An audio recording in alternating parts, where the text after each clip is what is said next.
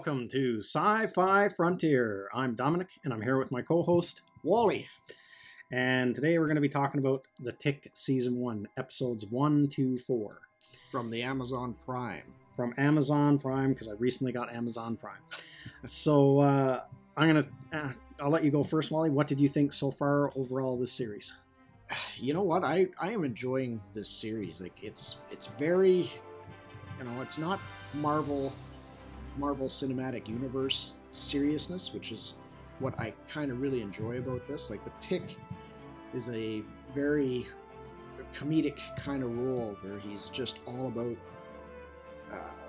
doing right, but he's so memory laden, and he has no idea who he is. He just knows what's good and what's right, and that's just all he wants to consider himself, taking into consideration for everything that he does.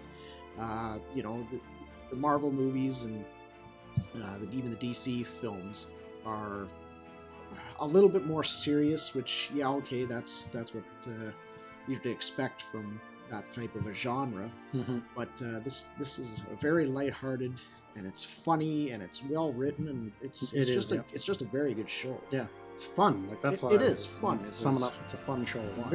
Very much so. It's something that you can rewatch and just keep smiling and laughing. Yes. So, and so what do you think of the actor that portrays the Tick? You know what? He was actually in the Guardians of the Galaxy. Guardians of the Galaxy. His name's Peter. I'm probably gonna butcher his last name, but I'll have to look it up as we're going along here, because I just can't think of the whole pronunciation. But yeah, you hear his very British. He does a good job. He does. I mean, if anybody out there has ever seen the Tick, the animated series, which I think most people watching the show probably have, which would stand to reason that you'd want to turn it on anyway. But I enjoyed the 3 or 4 seasons of the animated series. Yeah, and he does a very good job portraying that kind of voice. Yeah, the voice is similar to the cartoon version. He's got the very wholeheartedness, and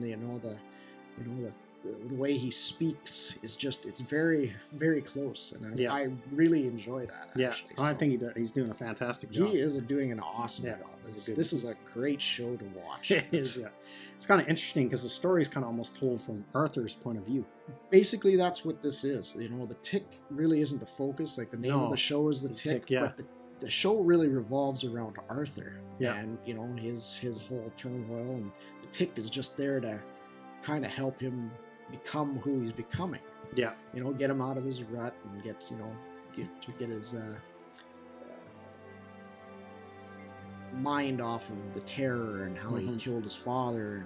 Well, not directly, but just by accident and whatnot. But this is again, very well written, and it's fun show. It is. You can't stress that enough. Yeah, because there's a lot of dark shows on now, so it's kind of nice to have something. Yeah, that's very, very true. There are a lot of very dark themed, serious shows. Yeah, you got your Brightburns in the theaters. You got your boys on Amazon. I think that's on Amazon Prime as well, too, actually. I haven't gotten to the boys yet, but that's I know the premise of the boys, so I'm sure it's going to be very, very it's dark, and we will do a review on the boys in the near future here. But we're gonna stay on with the Tick here for the time being. So that's that's the thing. It's kind of nice to have something that's fun and lighthearted, because there is a lot of more serious shows that are kind of in the superhero genre. Absolutely. Because now they're going to be doing a Watchmen TV series that would same thing. That's very dark. Yeah, and that's even with the sci-fi stuff. Yeah, absolutely. Outside of the Orville's that's show. Yeah, that's more but like Discovery is very dark for a Star Trek series, and even The Expanse is a pretty dark show. Even though I like that show, it is dark theme show. So it's kind of nice to have something that's lighthearted. It is, and pure escapism. Exactly, and nothing against movies like the Brightburns and the boys and the Expanses and things like that, but it kind of takes away from what you really expect out of a superhero sci-fi kind of a genre, right? Like you're really expecting, the heroes to come in and save the day. And, when you've got your Bright Burns, where it's basically a kid who's Superman, that's, just completely evil, and how can you stop Superman? And basically they're showing that's, there is no stopping him. If that's what he wants to do, that's what he wants to do. Yeah, it's almost very nihilistic and hopeless. Very much so, right? And I mean, it just I don't know, takes away from the wholeheartedness of your superhero genres. You know what I mean? Like, okay, exactly. every super villain needs a superhero and vice versa, but in these shows doesn't seem like you're really getting them. Well, they're all basically super villains at that point. Almost. Like you kind of almost feel like if there's ever read The Kingdom Come, the heroes all wipe out all the villainy, and then they start fighting amongst themselves. Well, the villainy is still there. Right? Yeah. So I mean, it's more of the same back and forth. It's always so this show is a good blast of fresh air. It you know what it is. It's more fun to watch that than just something that okay, I understand the premise of turning the heroes into a this is what they would be like in real life kind of. Yeah, kind of like But the Tick is just fun. It is just the fact that he is clueless, and you got Arthur with so much post-traumatic stress, and just the two of them just trying to work together is just it's a perfect team up. Like, so just to let everyone know, there's going to be spoilers in this one. So this is where we're going to start talking about the details of the first 4 episodes and going into some spoilers. So the basic plot so far is Arthur's dad was inadvertently killed while the Terror was battling the Flag 5, I think they're called. That was right. Yeah. And their ship basically lands on Arthur's dad. Basically, the ship was crashing, and it was just a pure coincidence that it just happened to land on Arthur's father right in his eyesight, or his eye line. Sorry. So Arthur is kind of messed up as an adult, but he's obsessed, and everyone thinks the Terror is dead, except for him. He thinks the Terror's still alive, and that's what he's trying to prove. There's a whole backstory between that where the Superman of this universe, his name is oh my God, Superion or something. No, not Superion. Superion. Superion. Yeah. I-A-N. Yeah. So he's like the Superman of this world. Yeah, and the whole story revolves around the story that he killed the Terror, and all the same reminiscing is that they found all of his teeth, and that's how they assume that he's dead. That's how they assume he's dead. But Arthur is convinced that he's alive, and so he's trying to track down, and he's kind of going out on his own to try to figure out if the Terror is alive. So he's been tracking this kind of like criminal ring, and he ends up getting, and then the Tick just comes out of nowhere.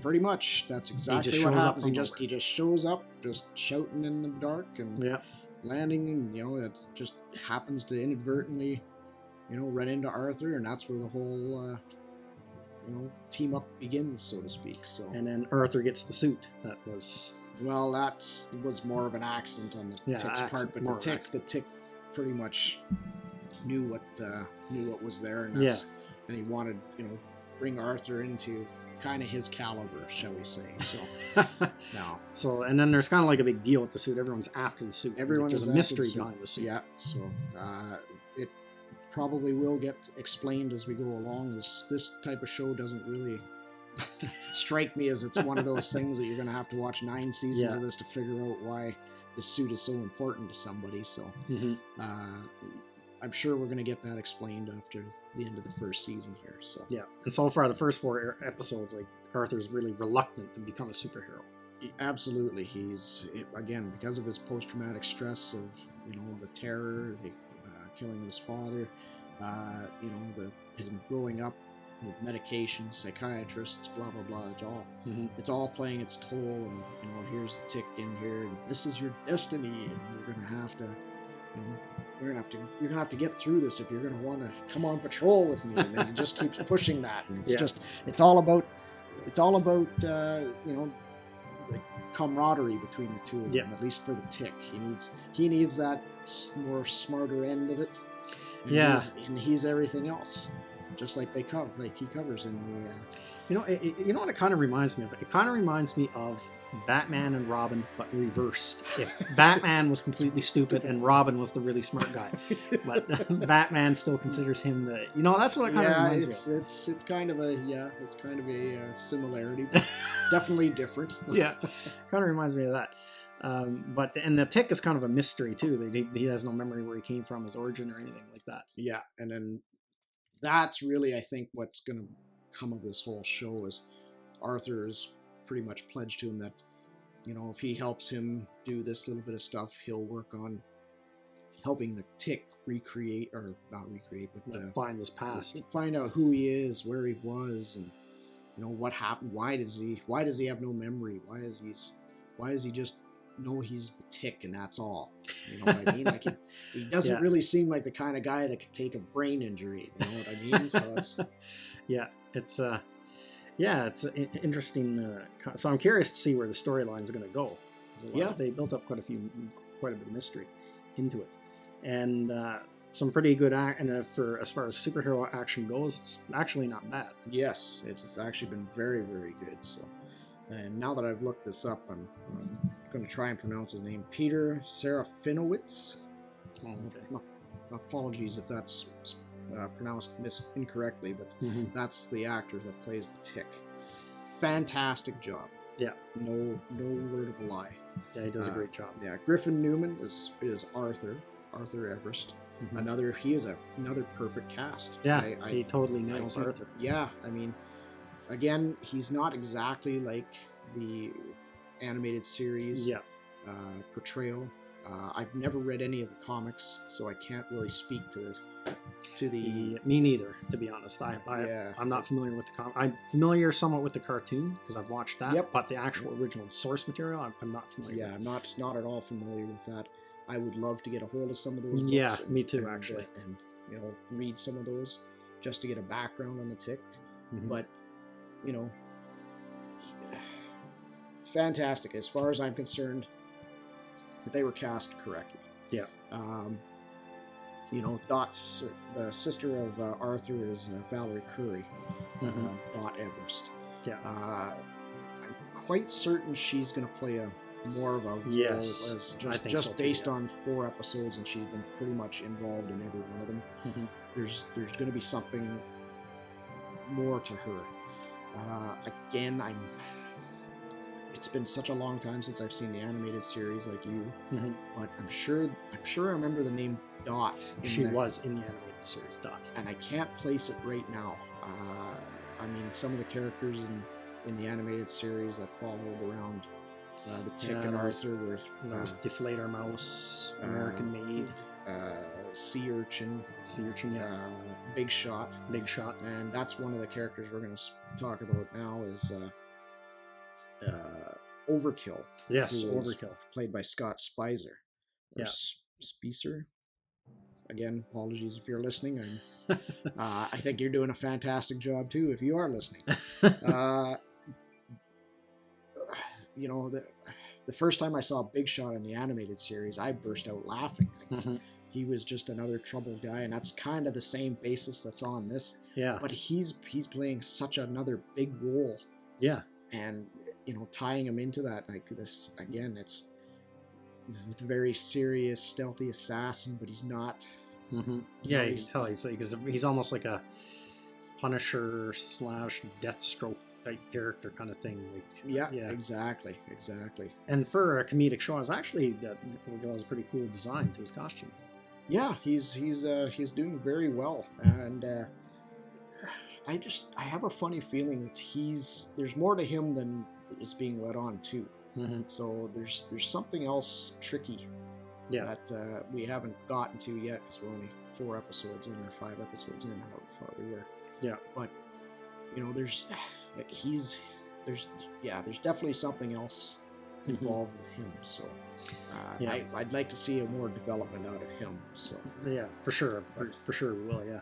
Yeah, absolutely. And you know, there's the main villain, I guess you want to, like, not the Terror, because we've seen a little bit of what the Terror is, but we haven't actually the main really seen ringleader, Ramsey. But yeah, well, no, not even Ramsey. The Miss Lint. Lint, yeah. Yeah, the girl with the electric powers, played by Yara Martinez. Yeah. Again, I don't know of her in the comic book side of it, or and she doesn't really strike me as somebody I remembered from the animated series. Like, it could be. Yeah, I don't know. It's been some years though since I've probably 20 but I mean, since I've seen the animated. She's a very interesting character. Like, she's you know, she seems to have.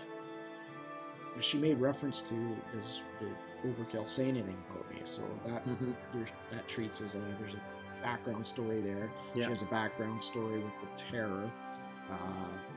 This Ramsey, I don't have his name handy, unfortunately, but that's he just seems like more of an underling. Like he seems like there's someone else over top of him. I kind of get the impression. He's trying to play the role of the main ringleader. But he just really doesn't come off like he that. He doesn't. No, he doesn't. Yeah. Like Miss Lint is really. She seems like she's working for him, but I don't think she's really working for him. Yeah, she's more so got her own thing going there. Yeah, exactly. And I thought it was hilarious that she still has to share her evil lair with her ex-husband. Yeah, that was really weird. Funny. I mean, that's I wouldn't have seen that one coming. So yeah, that was a funny scene. Yeah, so that was different. I'll give it that one. That's something, and that's what's nice about this show.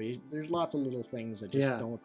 Yeah, lots of good jokes in this show. Yeah, and you know, some of it you do see coming, but something like that you just don't see coming. So would you say this show has a high rewatchability? Is this something you could see yourself watching again and again and again in the future? You know what? I think it is. You know, if there's going to be some point, you know, the way that the movies and television are going right now, with all of the different variations thereof of, you know, Marvel and DC and all the Star Wars stuff, and you know, the Disney streaming service that's going to have the Marvel TV shows and all that.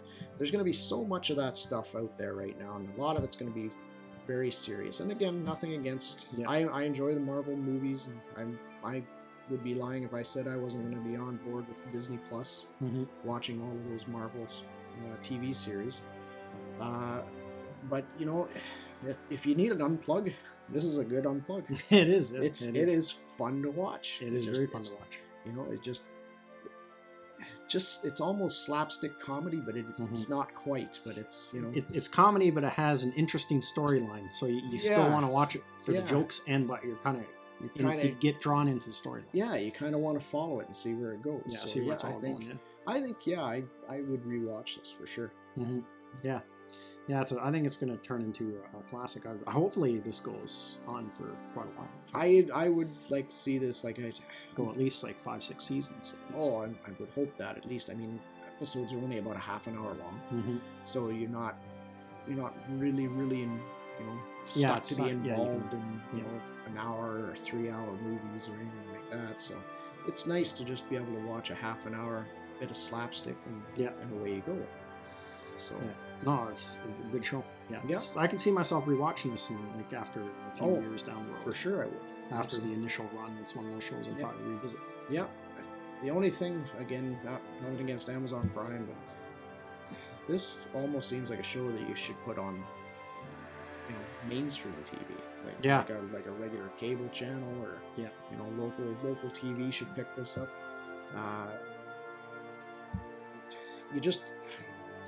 You need something. There's just something. And I know streaming TV is kind of the way everything is going that way. Yeah. But I mean, if you want to watch one show, this is the drawback. Yeah. Right? You got to buy a whole channel to get one show. Like I made the comparison before. It's kind of like in the old days when you bought a CD for one song. Pretty much. There's one cool song on the CD, all the other songs are crap. But I'm still going to pay full pop for the CD to get the one song. Yeah, exactly. But the thing is, there's going to be a lot of fierce competition between these streaming services. So they're going to have to make really good shows to draw people in. Oh, absolutely. And this is one, I think. It is, and it's not a childish show either. No, it's not. It's got its degree of swearing, and there is a few images of bloody violence and whatnot. But we're not talking like something that would be as dramatic, say in The Boys. Yeah, where there's it's violent, but it's done in a cartoonish way. That makes it in a jokey kind of way. Yeah, jokey kind of thing. Okay. I'm sure there's death and whatnot in each or in the series, but it's not to the degree of we're gonna see somebody splattered on the street for getting the top of their head cut off, or you did see overkill. Sticking. Waste a few guys. Sticking these knives in the heads and things like that. But it wasn't graphic. Yeah, it wasn't super graphic. It was. Yeah. There's been way worse stuff out there. Oh, for sure. So now, where do you think the storyline's going to head? Do you think it's going to turn out that the Terror is alive? I'd be lying to say that I would think that isn't what's going to happen. It is. I'm quite certain, because there's no point in having all these little psychotic episodes and sleep dreams that Arthur has of the Terror around him. They're he's dead. Well, he's been hiding himself. I think that's what you're going to find in this series. Okay, we're not talking a really in-depth show. I think it's pretty safe to say that you're going to see the Terror, just from the screenshots and the images that you did see in the first 4 episodes of him. You know what? I would like to see him. Yeah, I would like to see the Terror like that. That was a good character. It is a good character. He's very interesting. Taking young Arthur's ice cream and eating it right in front of him. And, let's go. Hopefully they bring in some more characters from the animated show, like American Made, Deflator Mouse. Well, maybe you see variations thereof. I think the American Made thing is probably not going to be that construed. For some reason, I'm thinking that Arthur's sister Dot is somehow tied to the American Made character, but I can't quite see them. I can't quite see them going in that direction.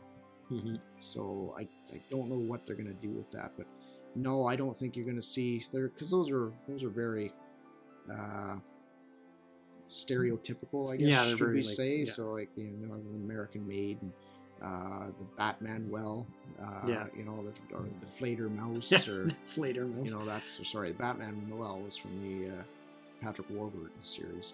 Yeah, but that's that type of character. That was the knock at Batman, right? Yeah, so that's making fun of Batman. Yeah, exactly. And okay, that's another thing, is they're not really they do have their degrees of varying character knockoffs. Like the Superior character that they reference is obviously the Superman of their series, and there's the Overkill would be the Punisher of the Marvel series, but the Tick and Arthur don't really.